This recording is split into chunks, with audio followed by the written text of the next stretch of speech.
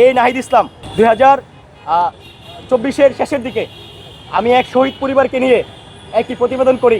সেই প্রতিবেদনের শিরোনাম থাকে শহীদ পরিবারকে শহীদ পরিবারের সঙ্গে নাহিদের যে কর্মকর্তা যারা রয়েছেন এবং নাহিদ শহীদ পরিবারকে মানে কথা দিয়েও কথা রাখেনি, এমন একটি শিরোনামে আমি একটি প্রতিবেদন করি। সেটি খুব রাতারাতি ভাইরাল হয়ে যায় এবং সঙ্গে সঙ্গে নাহিদের জনসংযোগ কর্মকর্তা আমাকে ডাকেন। আমি এই সংবাদ আমি করেছি কিনা, আমি বলেছি হ্যাঁ আমি করেছি। তিনি আমাকে সচিবালয়ে ডাকেন।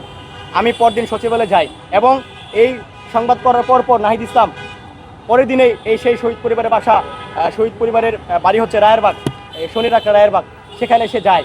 সেখানে সে যেয়ে শহীদ পরিবারের খোঁজখবর নিয়ে আসেন এবং আমাকে সচিবালয়ে ডেকে তার জনসংযোগ কর্মকর্তা এবং তার অন্যান্য কর্মকর্তাদের দিয়ে আমাকে সাংবাদিকতার এথিক্স শেখান, যে আমি কি সাংবাদিকতার এথিক্স জানি কি না, আমি কেন এই ধরনের সংবাদ করলাম।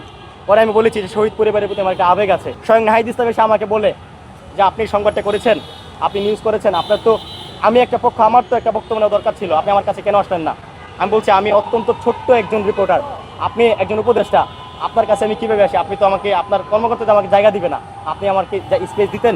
1 ঘন্টা আমাকে প্রথমে এক প্রকার ফেসিবাদী স্টাইলে আমাকে মানে ধমকাচ্ছিল ওনার কর্মকর্তাদের দিয়ে।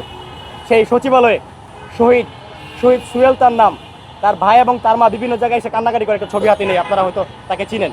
সেই শহীদ সুহেল আজকে আমার জন্য, নাহিদ ইসলাম তার বাসায় গিয়েছে, আমার জন্য সে পুরস্কার, সে টাকা পেয়েছে, যে আর্থিক অনুদান যেটাকে বলে সেটা পেয়েছে, এবং আজকে তার মাকে এবং তার ভাইকে এবং তার ভাই যে শহীদ হয়েছে সে ব্যাপারে সকলেই অবগত আছে।